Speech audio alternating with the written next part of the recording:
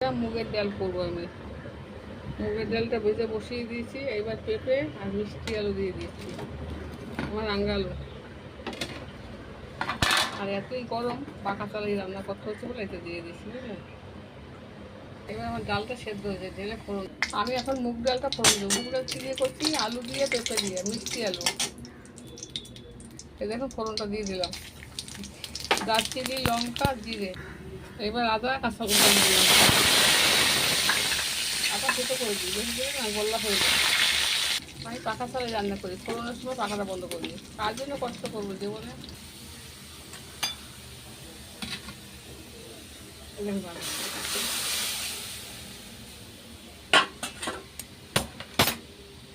ডাল ফোড়ন দিয়ে দিচ্ছি, চিনি দিয়ে দিচ্ছি,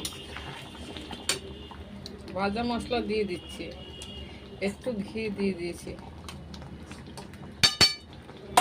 দেখাচ্ছি দেখুন, পেঁপে দিয়ে আর মিষ্টি আলু দিয়ে, মানে রাঙা আলু দিয়ে আমার ডাল কীরকম হয়েছে দেখতে। এই দেখুন আমার ডালটা হয়ে গেছে।